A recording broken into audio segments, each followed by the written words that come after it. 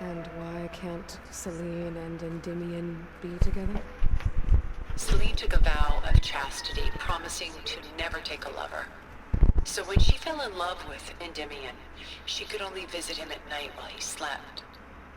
But then wouldn't she be breaking that vow? Think of it as a forbidden love. Though circumstance keeps them apart, still they find a way to come together, however briefly.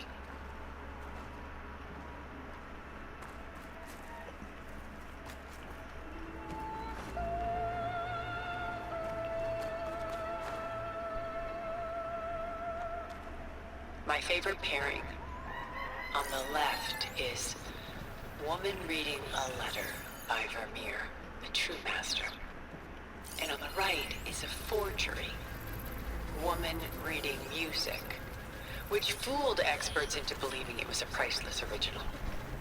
Early in my career, I became fascinated with such deceptions. Eventually, I developed scanning software that could detect fakes with unparalleled accuracy. Is that how you made enough money to buy your way onto the Odyssey? Oh no. I made my real fortune later. Why do you keep the forgery? I've always enjoyed studying the two side by side. Both painters capture light, color, and perspective. But what makes one a masterpiece and the other simply an imitation? The forgery looks... sharper? Good eye. The details are crisp. The contrast bold. It tells us more, and yet we feel less. What's in the letter? Who can say? What does the painting tell you? She's... concerned? Whatever's written in the letter troubles her. Burden. She can't put down. Fascinating. Why go through so much effort to make a fake masterpiece? The forger initially painted under his own name, but found little success. His work was considered unremarkable. But when he took on the guise of Vermeer, suddenly it was celebrated as extraordinary. But it was a lie. And he knew it. Sometimes we struggle to glean what is real and imagined, even within ourselves. The irony of these two is that Vermeer died in obscurity. He had no idea his work would become some of the most precious, most copied, most preserved pieces in all history.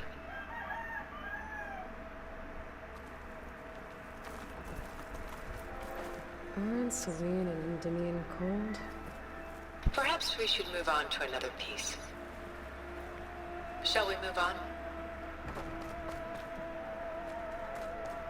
A portrait of the painter, Rembrandt's son Titus, depicted in the habit of a monk.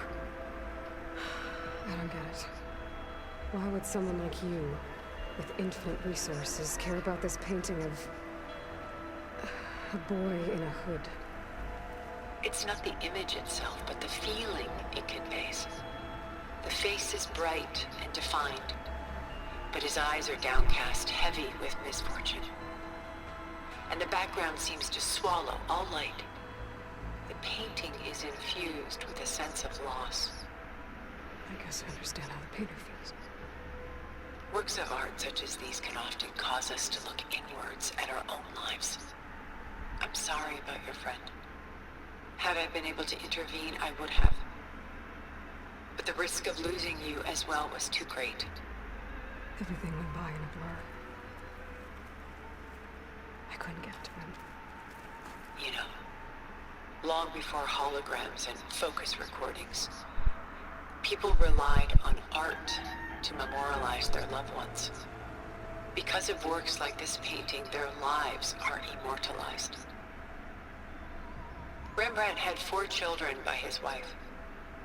All but Titus died shortly after she gave birth to them.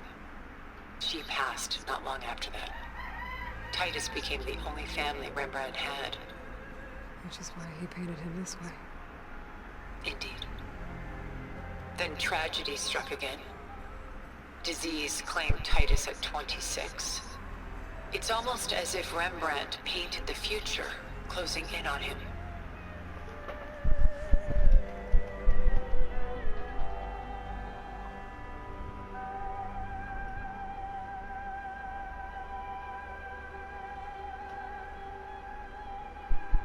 Rembrandt actually painted several portraits of Titus, but this one has always been my favorite.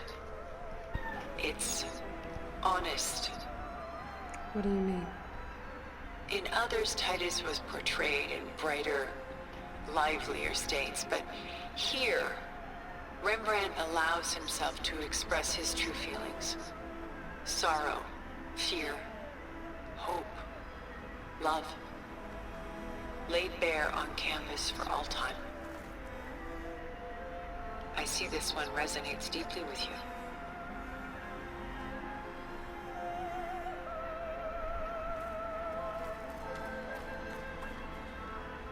Rembrandt's The Night Watch, by far the most famous painting my homeland ever produced. It was commissioned to honor a militia made up of influential citizens. I guess you must have been an influential citizen. In my day. But not as influential as you've been in this new world. The militia. They look disorganized. Where others painted such scenes in a stiff and stationary manner, Rembrandt chose to show them in action, preparing to march. He wanted them to feel alive. You can almost hear the commotion. Who's the girl in the painting? She's a strange one, isn't she? Bathed in light, though no one is paying attention to her. Many believe she's a symbol of the militia. A physical manifestation of their spirit, if you will. But she's not real. What's real in a painting? She's meant to represent the militia's virtue and victory.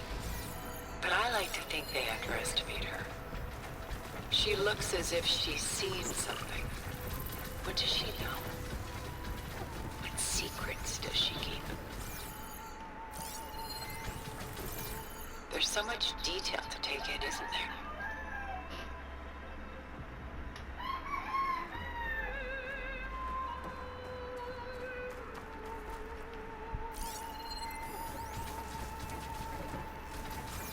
The Gust, by Willem van de Velde, the most famous of his many maritime paintings. A ship crossing into the unknown. I guess you're familiar with that. Indeed, which is why I appreciate this composition in particular. Though waves and wind threaten to destroy the ship, it perseveres, clinging to the light even as darkness closes in all around it. Where is the ship going? To a faraway land, most likely. My ancestors used ships like these to explore the world, sometimes at great cost. What were they looking for? Anything of value. They were traders willing to face unknown dangers to make their fortunes. But no matter how far they went, they always turned their sails home. So this Van de Velde only painted ships? It was his specialty. Following in the footsteps of his father, Willem the Elder. The two had quite a journey of their own, taking them all the way to the court of a foreign kingdom. Did they ever come home? No, but eventually their lives worked it. Take your time.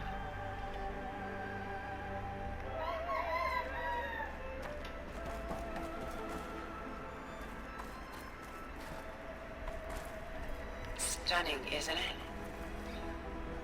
Paintings were the only masterpieces of my people's golden age. This is Van Vianen's Lidded Ewer, molded from a single sheet of silver. What was it for?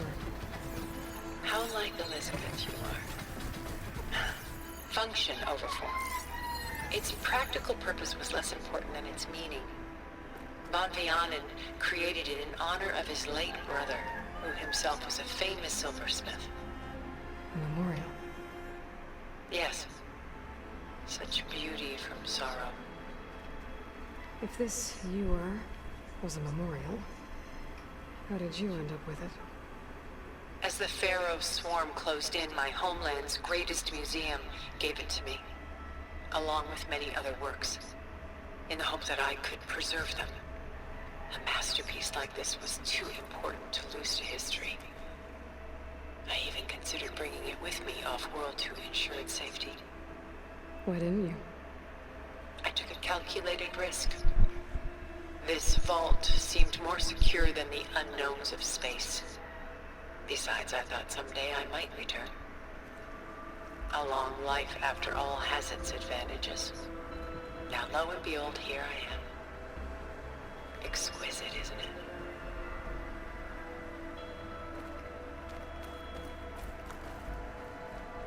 She's pulling out her hair. Madness out of grief. It's hard to watch her suffer. I should move on.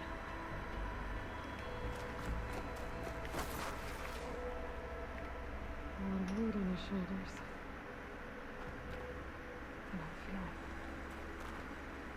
I should move on.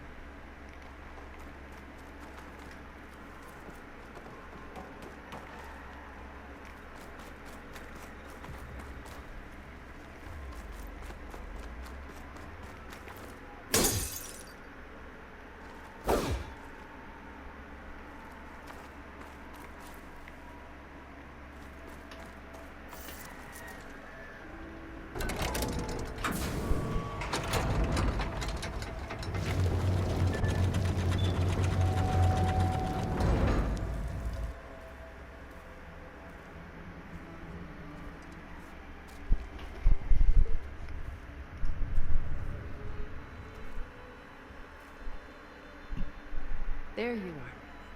Feeling better? How did you find us? At the cauldron?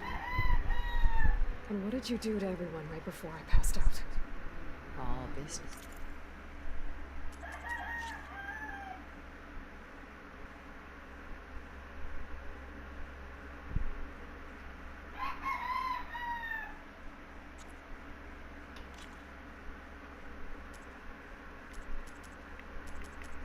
Yes, I see. Well, suffice it to say we were keeping a very close eye on Hephaestus, knowing we would need it at some point. Your ruse didn't fool us, and as for my little trick, it was an overload of the senses, accompanied by an energy discharge. Gerard and Eric were only momentarily disoriented due to their shields, but it rendered you unconscious while I got you out. Perhaps some breakfast might steady you a bit?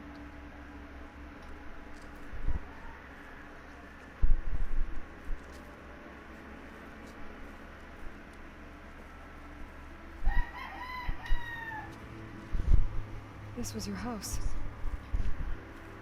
The one you recreated for Beta. And the data channel you shared. How perceptive of you. Please, this way. After everything your people have done, you think I'm just gonna sit down and have a chat with you? They're not my people. They never were, and especially not now. You shot off into space with them. And lived with them for 1,000 years before coming back. So what made you suddenly turn on them? Quite simply, this. I held focus. You repaired it? But that means you've seen. Incredible things. What you've accomplished in 2 decades of life.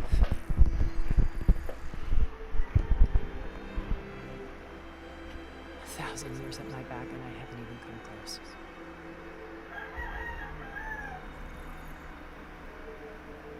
I'm sorry if I invaded your privacy, but I had to. In order to understand. To be enlightened. You truly are Elizabeth's blood. With her drive, her sense of mission, her integrity. Watching all this shamed me for the Having seen it all, I want is to help you. Even if it means stopping your friends. Especially so. Please, sit down.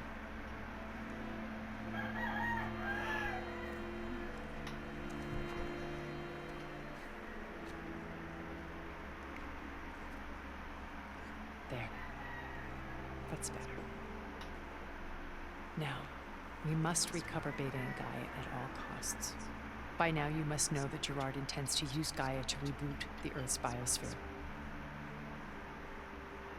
Remaking this world to specifications that would only suit us immortals. This process will kill every living thing on the planet. He calls it a clean install. Not if I stop him first. Not if we do.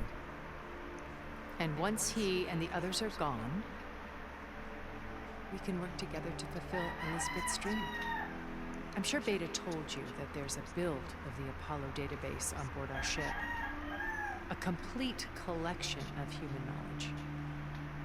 With that and Gaia, we could do everything Elizabeth wanted. Heal the biosphere, educate the people of this world, uplift them. Create the world she imagined. Let's not get ahead of ourselves. From what I've seen, your friends are invincible. I do wish you would stop calling them my friends. And they're not invincible. In fact, a friend of yours has found a way to defeat them. Silence. Oh, he's been a busy bee, building an army powerful enough to crash through Gerard's precious base. Yeah. Regala and her rebels. Even now she's preparing a final march on the Tenakth capital. When she wins, she'll have the entire tribe under her control. Hundreds of warriors and machines to throw at the base. She's been duped. They'll all perish, of course. But it should be enough to break Gerard's defenses and allow Silence to kill him. Along with all the others. Using the new weapon he's developed. Yes, he's found a way to circumvent our shields. Truly an exceptional man. He's planned for everything. Except you and me. You see, while his army is battering down Gerard's doors, you and I will sneak in through a back way. One that only I know about. While Silence and my friends are busy battling each other, we'll take back Beta. I told you I want to help you. I mean it.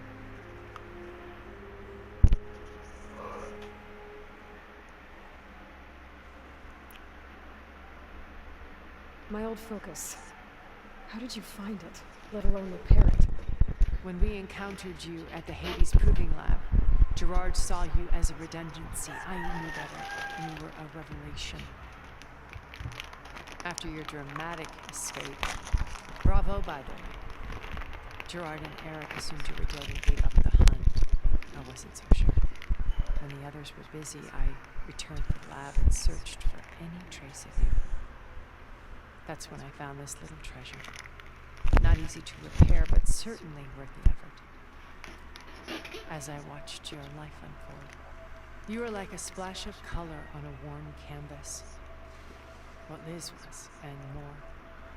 Did you show it to the others? Of course not. It was your actions that inspired me to defy them.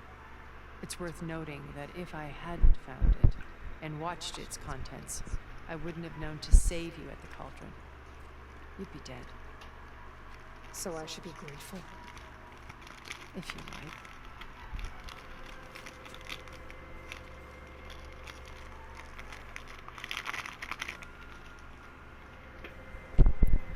So you know all about me. What about you? What would you like to know? Start with your life on Earth.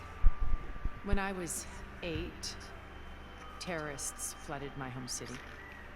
Thousands drowned, my parents included. I was one of the few who survived. My guardian sent me to boarding school. Among my peers, I was the strange girl, the orphan to be avoided. All because of circumstances beyond my control. Oh. So we're a lot alike, huh? Aren't we? You were an outcast. But you didn't let that stop you from doing what you wanted. Neither did I. I climbed my way out of desolation and used my wits to build a fortune. First from the technical analysis of art and the detection of forgeries. Profitable expertise in those days. But as it turned out, the software I developed was even more useful for counterintelligence. From there, it was only a short step to gathering extremely valuable intelligence on my own. You were a spy? More like a service one could turn to for information. I had to remain anonymous, of course, to protect my privacy. But despite that anonymity, Far Zenith inevitably sought me out.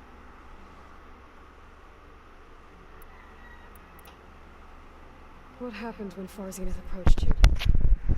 They painted an irresistible vision of humanity's future. One where we need not fear illness or death, where we explored the furthest reaches of the stars and thrived. It was only later that I realized that they only intended to bequeath this future to the rich and powerful. At the time I finally figured it out, the walls were closing in, Faro's machines were devouring the Earth. So I accepted Far Zenith's invitation to a berth on the Odyssey. I wanted this to come. But she would never claim as she would not.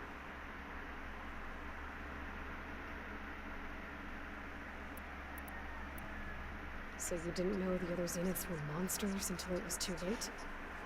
I knew some of them were. Certainly.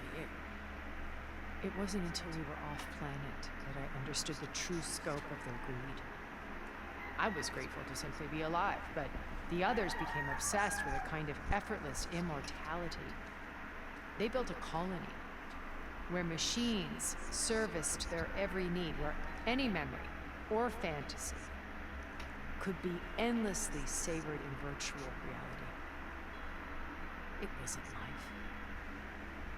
It was stultifying, a pampered dream state. As the decades passed, I withdrew more and more, alone yet again, but this time with eons to consider my mistakes. Now finally, having met you, I feel like I have a second chance. To do what? Help you, of course. To fulfill Lys's dream, which isn't so different from Far Zenith's original vision. A better future for humanity.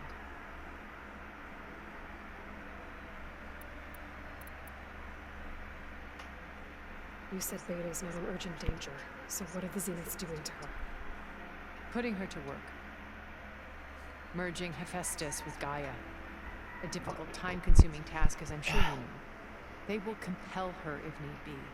But her life is not in danger. She's the only one who can do it. Because you people made her to be nothing but a tool.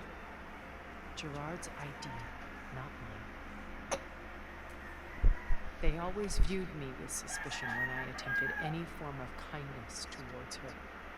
That's why I created the Data Channel. A virtual place where we could speak in peace. So this channel you shared with Beta, none of the other Zeniths ever found out about. Gerard believes he's the most cunning of all of us.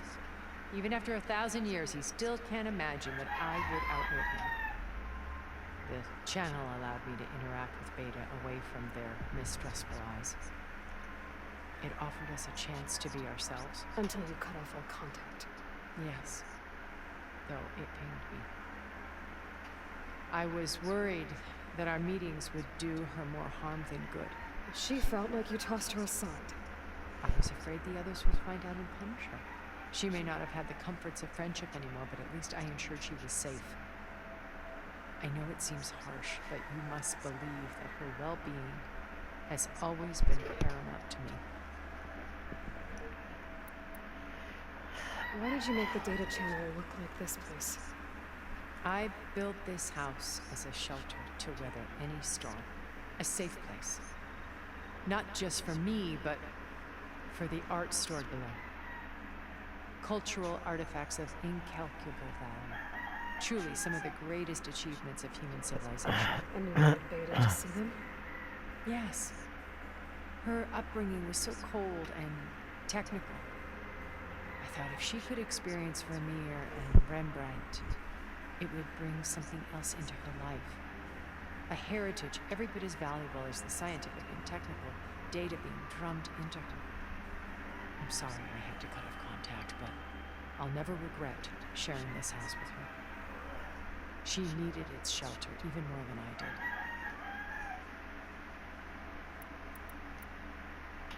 Beta told me your colony was destroyed. That you came back to Earth because you had nowhere else to go. That's true. After we reached our destination, a planet in the Sirius star system, we spent decades building a new home. The physical constraints of Earth, the boundaries of mortality, gone. To think of what we could have done. It might have been a utopia. Instead, we stagnated, absorbed in effortless comforts and virtual realities. It took a cataclysm to finally yank us out of our stupor.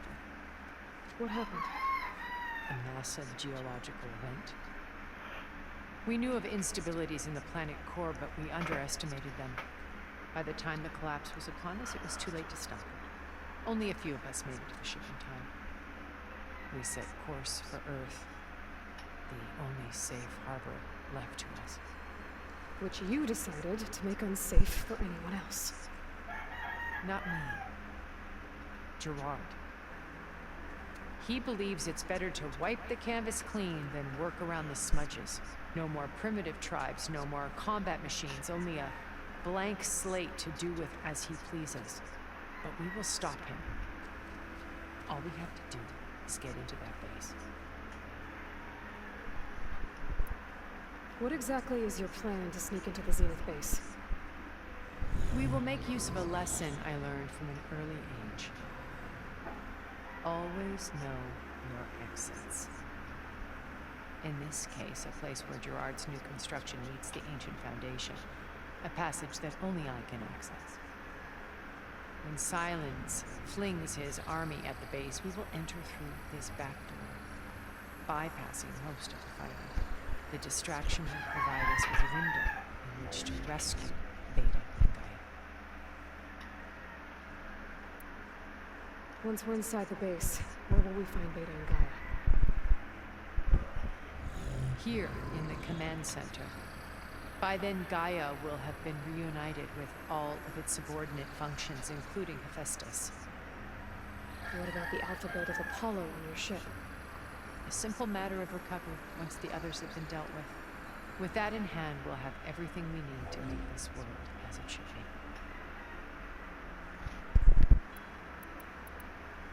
How do you know about Silence's plan? He isn't the only one adept at spying. You hacked his focus? No, he's too careful for that. But his subordinates? Not so much. He gave additional focuses to the tribals he branded the Sons of Prometheus. The ones working with Regala. By tapping their focuses, I learned about most of his dealings.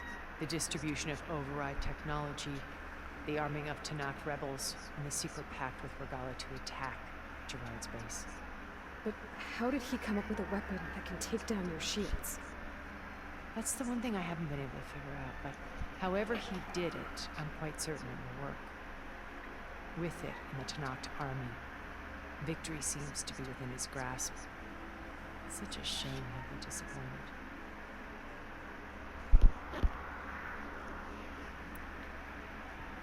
Regala's only interested in killing Hekarro and waging war on the Karja. What does she have to gain by attacking Zeniths? It's the price she must pay for her war. Without the ability to override machines, her little rebellion would have languished in the desert. So she trades with the Sons of Prometheus. Machines to help her overthrow Hekarro. In exchange for an assault on the base. Pride has deluded her into thinking she can actually survive such a battle. And all without ever knowing who the Sons of Prometheus really answer to.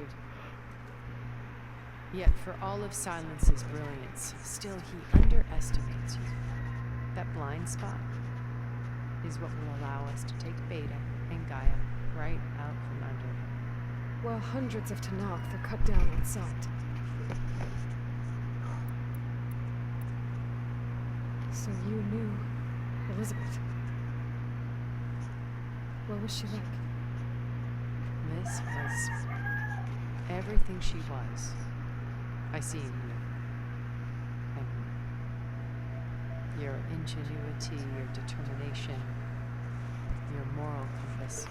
You've managed to distill her greatest qualities and make them your own. I'm not asking about you. Tell me about Elizabeth. What was she really like? The honest answer is that I don't actually know.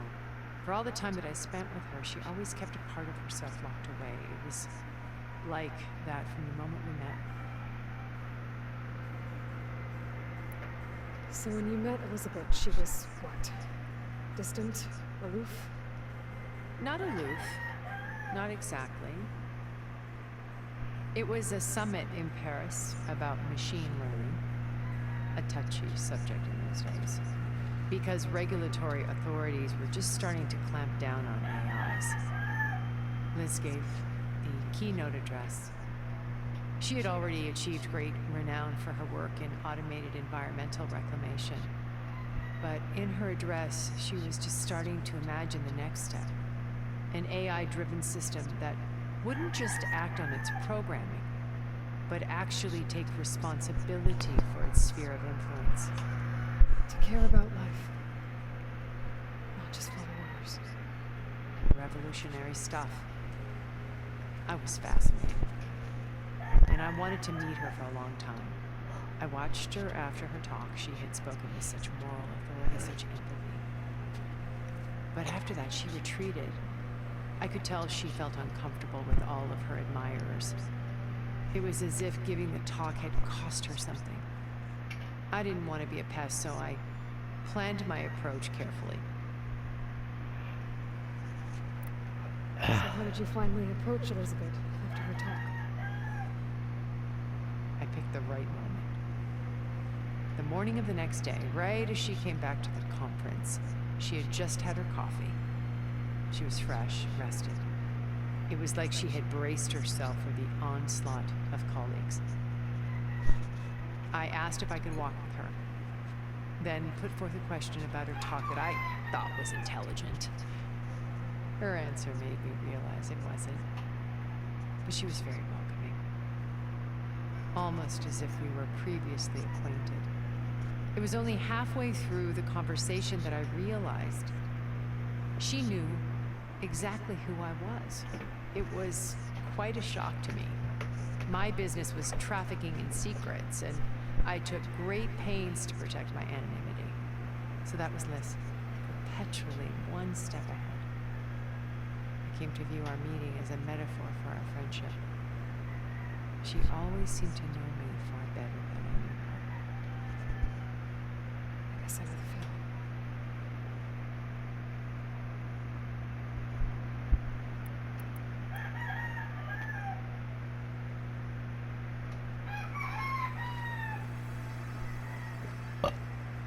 First one. Now they're going around the Tenakth. Your plan would wipe out an entire tribe. There has to be another way. We are in an admittedly desperate situation, but I assure you there isn't. Remember Zero Dawn. Elizabeth's sacrifice. Sometimes many have to die for a new world to grow. If it looks impossible, look deeper. Wait. The data channel. It still exists, doesn't it? I need you to open it. Let me talk to Beta. Impossible. We might be detected. It's worth the risk. There is another way, one where the Tenakth survive. But we won't. If the others... If you want to help, open it.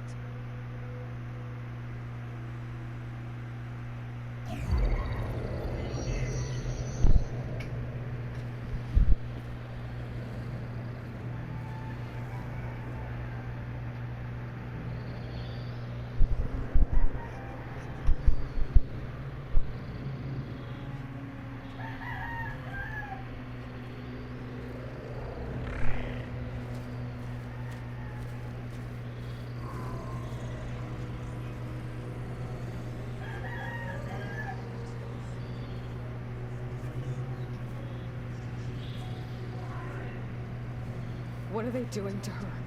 Virtual reality dissociation. The manual merge of Hephaestus will take hours upon hours of tedious micromanagement. If she resists the work, they run simulations to induce feelings of isolation and despair. Beta, can you hear me? You're alive. They're watching me. I can't hold up this extra projection for long. You should have killed me. No. No, look at me. I'm coming for you. I promise. Okay? I just need you to hold out a while longer and work on the merge.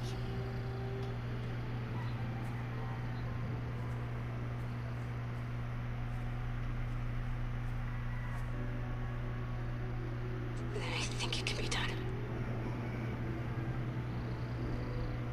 I'll contact again when it's time.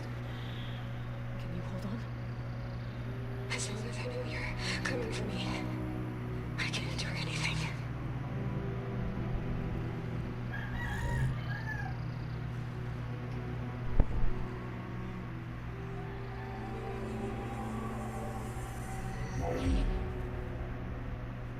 All right. I did as you asked. Now I think you need to tell me what you're planning. I'm going to take Silent's army away. I don't need it. Only the weapon he made to penetrate your shields. And how do you propose to get it? Ask him nicely?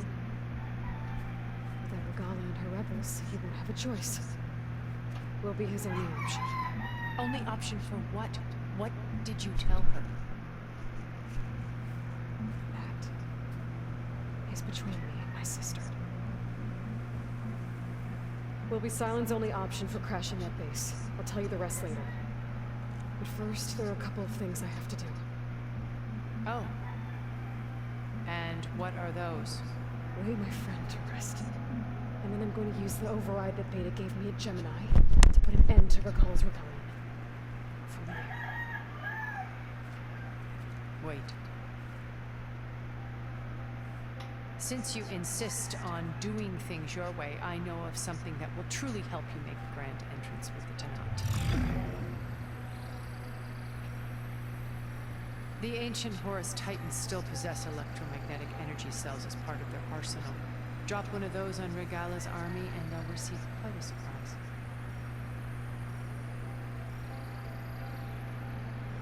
So go, do what you must. I'll come to your base if you manage to bring silence to the table. Not if.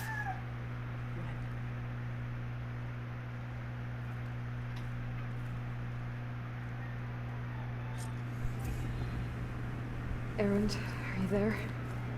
Aloy! Aloy, is that really you?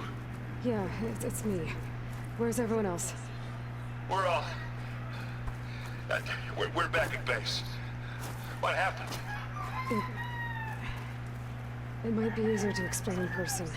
I'll try to join you there when I can. Okay. We'll wait here for you. It's good to hear your voice, Aloy.